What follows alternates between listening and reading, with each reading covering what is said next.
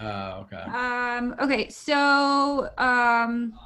I know Ryan did an open house this weekend. Did anybody else do a virtual open house this weekend? We just did a virtual tour. Oops. Okay, did you do that live or did you do a video? We did a recording. Was that your long? That was that really long 9-minute one. Yeah. Ryan, do you want to talk a little bit about what you did this weekend? Sure. So I decided to go with a pre-recorded video that I made earlier. I got inspired by you guys and what you were doing with them, but I was trying to think just through the logistics of doing it and trying to limit the amount of time that we're having to put our sellers out of their house for, since there's not a whole lot of places they can go right now. Plus they have an infant child, so trying to limit that time. They actually were still there as I was shooting it. I just haven't gone a different level for it. But we made the decision to go and record it on Friday around like noon. I think we spent about 45 minutes or so that we're actually shooting stuff for it, and then turn it around in about 48 hours to have it up there by 2 o'clock. I just barely got it up in time for 2 o'clock on Sunday to play the video. I know there's some like kind of challenges when it comes to trying to shoot something live. Your team had talked about doing that. We had one person that was handling the live shooting of it in the house, trying to answer the questions, trying to do everything, and it's a lot for one person to take on. I heard that you guys expand into having multiple people, one person being the in front of the camera talent that's on there, maybe somebody that's actually handling the camera, working that around, and then maybe even a third person that's handling answering the questions live that people have. And it's like, I didn't really want to bring that many people into it, have them have to come out for something. So I figured by doing pre-recorded video, it allowed us to keep our number of people used for it limited as possible. In fact, looking back on it, I know you're going to ask where some things that work and doesn't work. I realized is I probably could do it solo and not need to have somebody else, just through the use of like tripods and stabilizers and things like that to shoot it. So we did the video, had some of me being on it, welcoming people into the house, kind of simulating walking them through the house, showing them into the different rooms, and then shot it walking through there. So the other challenge is trying to like, is this going to be a long video? Is this going to be a short video? And like, how long are we going to linger and show around the walls and the ceiling and the floors and stuff of this room before moving on? It ended up being, I think it was 15 minutes in total, has how long the video was, but like the last 2 minutes of which was just a screen up there asking if people had questions. So How in much total, it's actually 13 minutes. how much video did you have to edit? It probably that 30 to 45 minutes worth Okay. of like actual shot. And yeah, there were some things we learned in the process. So we do use a stabilizer, so everything stays kind of balanced going through there. But there are some times where the things kind of freak out sometimes. And so like there are a couple spots where you could actually see part of it that came up. And I was like, wow, that's not great. But at the same time, I want to go back and shoot it again. So I still threw them in there and edited. I just had my logo in that bottom left corner, so it kind Nice. of masked it a little bit, figuring people aren't going to look at it. So there's still some learning curve with using tools like this, and even some of the editing. Like I've gotten a lot of positive comments about it, but I'm also pretty critical of it too, and realize things that we could have learned and changed from it. One of my clients is in video production as well with for Nationwide, and he used to do stuff at Channel 10 as well. I had him critique me. He said it was really good, but there were some little tiny critiques and things that I actually knew that I was going to change, would have changed if I had more time. What platform did you use, Ryan? So all I use as far as a camera, iPhone. Actually, and some of it we shot with Alex's Android too. So we're just using that. There's a specific, I mean, we could just use the default camera that was on there for shooting it, but there's also a camera that goes with this stabilizer for it that gives just a little additional controls for having it, moving it around and recording. But that was it, just shooting with a. And then the app to edit and everything like that? So what I originally was just going to use iMovie, which is a free program that comes on Apple computers. There's some similar ones that can be done in the browser as well called WeVideo, and it's pretty inexpensive for that on an ongoing monthly basis. I think that one's 25 to 30 something maybe a month for that tool, and it works very similar. But talking with my one client, he made a really good argument for me to spend $300 to get Final Cut Pro, which is like a more souped up version of a video editor from Apple that just gave me a lot more control on things that I could do. But there's definitely a learning curve that comes with some of that stuff. It's fairly easy to do because it's just you're kind of storyboarding and dropping stuff and overlaying different things. So like visually you can see it, but there's a lot it can do and a lot you can quickly kind of mess up. There was a point at which Sunday morning I thought I accidentally deleted the whole thing. So I almost broke down crying over that, but I managed to recover it and kind of, backed up a couple steps from where I was at and then just got it back up to where I was at. So I managed to salvage it. Nice. InShot is another app that you can use too that's really user friendly. It's not quite as great as the one that Ryan used, but it's definitely like for intro stuff or for small footage. It's good. Definitely use that. InShot, InShot. So we did the same thing this weekend as Ryan, and ours was not as nice of a video.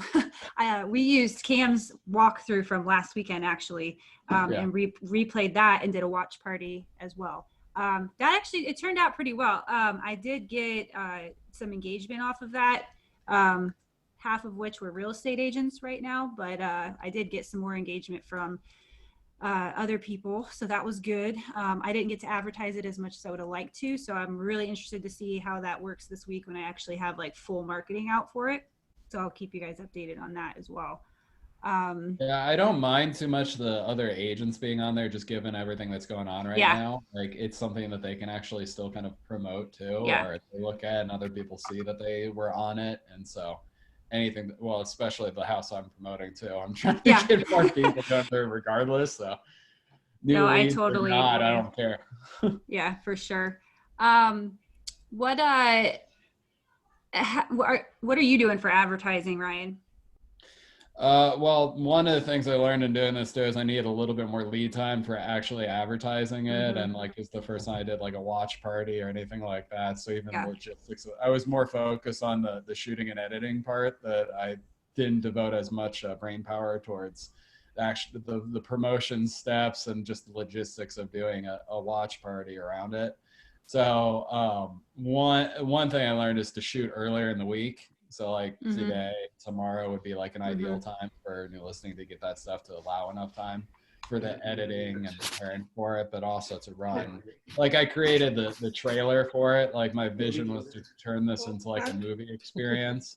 So I did like a quick like minute or so long trailer that was like a James Bond theme and just to get attention on it.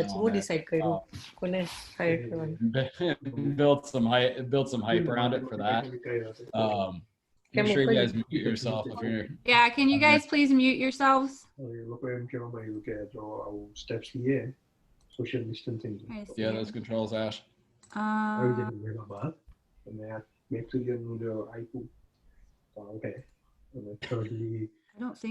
don't think I have them. I think this is just that would have been under Troy's. Yeah. Not actually on here, is it? No. Okay. Hey guys, can you please make sure that you're muting yourselves? There's a lot of background conversations. But yeah, I would have shot earlier in it and then promotion of it. One thing I learned too for like in commands campaigns that it says if you're going to upload a video, it needs to be under 10 minutes. So I went over that. It also needs to be under 250 megabytes. Mine was north of a full gigabyte on there. So I would have decreased the quality of it a little bit too, just resolution and the frame rate as well to get it a little bit smaller and obviously make it a shorter video too. So I think everything we did, I felt like we were kind of lingering in rooms for a while. I think we could have had just as much impact being 5 minutes or less. And usually when it comes to online video, like you lose people's attention focus after 2 minutes anyways. So it can be condensed to that, hit within that time period and that size of a video, and I think be just as impactful. I like the teaser idea because I left my video on there and I feel like it kind of takes away from the actual event when you do that. Yeah. So I'm definitely going to condense it down into like more of a trailer type thing for the one that I'm doing tomorrow. So are you going to use your videos? Are you going to use that one over again for another open house throughout the week, or how is your, what are you doing for that? The thing is, it's out there already. Like it still continues to exist. So like, I don't know if it necessarily needs additional like promotion as for an event's sake. No, I probably will still. I'm probably gonna go back and edit and try to get it under that 10 minutes and within that size, so I can actually turn it into a targeted ad and being able to target my database with it, and also prospective new stuff as well. So I ran 2 open houses on Sunday and actually did have different people at each one. And then I'm running like it was the same house, but 2 open houses for it. And then I'm doing that one again on Tuesday. So I'll be interested to see pushing each individual event, how that works. So what I like about it though, is that you can actually just sit at your desk and have an open house. So there's no travel time, there's no signs, there's, you know, I think if you're advertising it properly, you can still have the same impact that you would have at a traditional open house. Yeah. So it's yet to be determined, but that's my belief. Ash, how about you? You just gave me a really great idea, by the way. I don't know why. I don't think you intended to, but it hit. We keep creating these like Facebook groups out there as a result of being cooped up, and like that's been a big strategy. Is we should actually create a Facebook group or page or something like that that is Central Ohio virtual open house tours. I love it. And we can just all be able to post to there, so people can just go on and go to that page and see all of them. That's such a good idea. You gonna do that? Yeah, you and we're gonna co-host that one. That's perfect. Let's do it. Let's set it up. We'll split the profits 50-50. Okay. No, but I think that's great because I think having one place to be able to see everything is hugely powerful, because right now with the viewership being up so much on Facebook, there's a very small percentage of your posts that are actually even being seen because everybody's on there. So I think having a centralized place that can get pushed up in the algorithm is a great idea.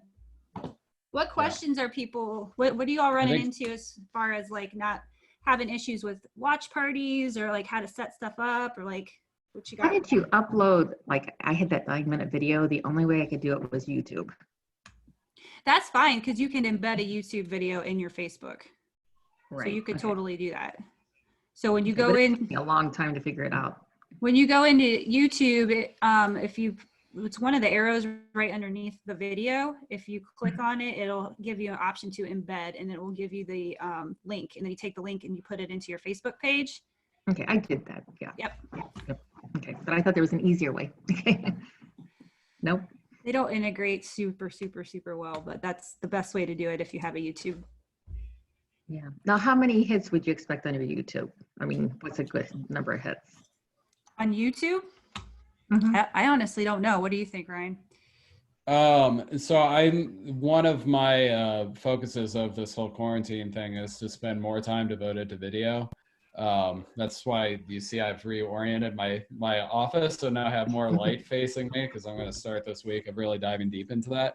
But when we're down in Dallas, like the most impactful breakout session at Family Reunion for me was the one that was about YouTube, and they had Ken Posick from Orlando, Florida there, and then oh shoot, her name escapes me right now, but she's in Savannah, Georgia. Karen Carr in Savannah, Georgia. We're on the panel. And they were talking about all the videos they're using, and they get a lot of like come list me type business from them because people have already seen your face, they've already seen you talk, know your way of doing businesses, and they made the decision when they want to meet with you. They already know you. They know what you're about, which is really cool. But Ken said that from one video that they did, that was like the 10 things to know about Celebration, Florida. If you guys don't know Celebration, Florida, it's a community that's connected to Disney World, happiest place on earth. Maybe not at the moment as they're closed. But that 10 things about Celebration Florida, he said they could track about $40,000 in gross commission income directly to that video, which is like, that's insane. With like I mean, they put a decent investment behind that thing, maybe about $2,000, $3,000 into producing that really high quality video for that one. But they had, I want to say it was like 40 or 50,000 views that went to that, and it just continues to pay dividends to them as it continues to live on that platform, and still all the information is relevant. And so they get new business year after year from just even that video. So I mean, that's not so much a property tour thing on that, but like I'd have to go back and check what his property tours usually end up getting to, but I know they do a lot of that. The nice thing about that too is that it's all in one place. Facebook can be kind of difficult to search through if you're looking for something specific. So with YouTube, you can at least categorize everything, and you could have all your open houses in one file, which would be cool. And in the chat, Claire asked me if we could watch one of mine or do a screen share of it. If you go to our Facebook page, facebook.com/KW Conway Group, the video's up there if you want to take a look at it. I'll post that on here too. Trying to think. Ash, what do you have going on? We did the video taping over the weekend. Tammy put one up this morning of the big listings, especially if anyone wants to got a buyer for Liberty Schools. It's up over 700,000. So have a look at that.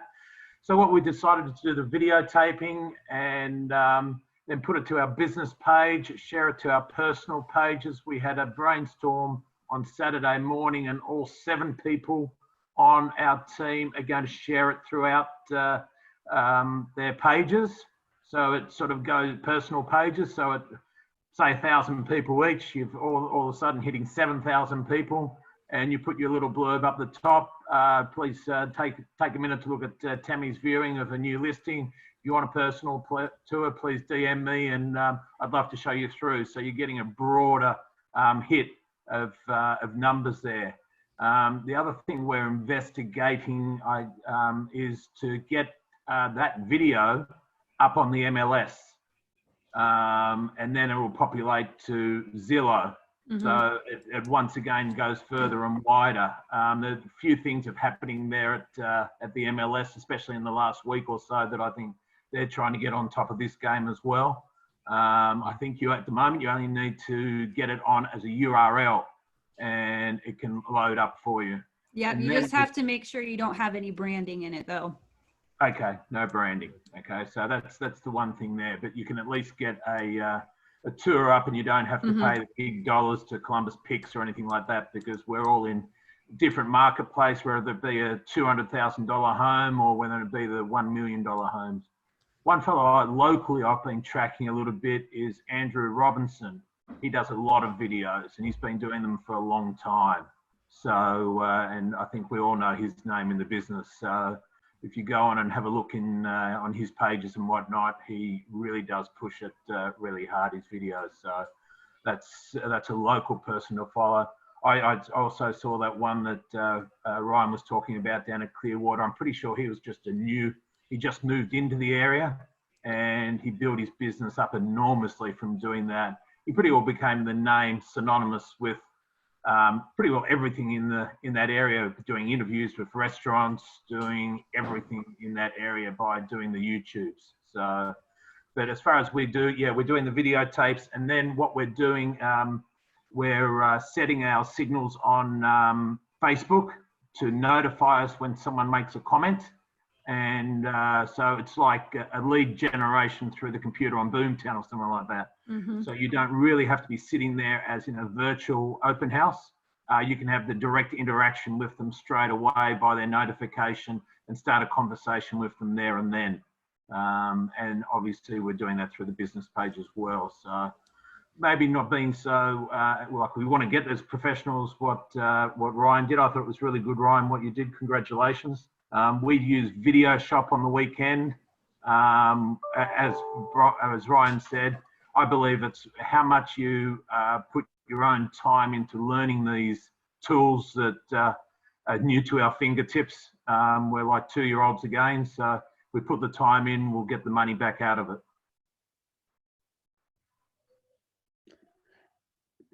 Yeah, that's the way I kind of feel about this too, with like creating some of this video. Is like I'm making an investment for the future of learning this stuff now as we get a little bit more time on our hands, not having to drive her out, not having to do some stuff, but like it's going to pay dividends later.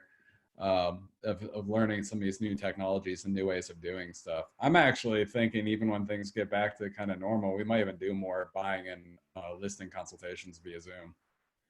It's often like trying to coordinate doing that when people are coming off of, oftentimes it's in the evening, they're done with work, they're trying to manage kids' schedules, they're trying to get them dinner, they're trying to do, there's so many distractions, whereas it could be easy to just jump on for 30 minutes, 45 minutes with a couple that could even be on two different ends of town at their respective workplaces, and you're able to have that consultation without them having to get into traffic, find a place to park, do any of that stuff.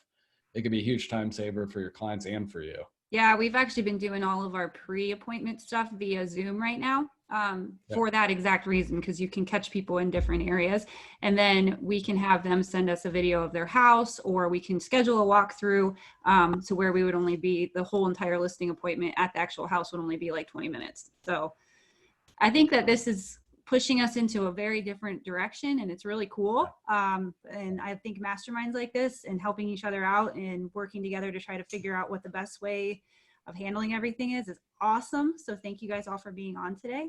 Does anybody have any other questions, comments? I have one other thing to share with like regards to the MLS and not having those branded open houses virtual tour things. One benefit of KW is the fact that it goes from the MLS to KWLS before it syndicates and goes to all those places. So in KWLS, you can actually add those branded tours and open houses without it impacting our local MLS. And I can share my screen. I have KWLS open right now and show where this can be done.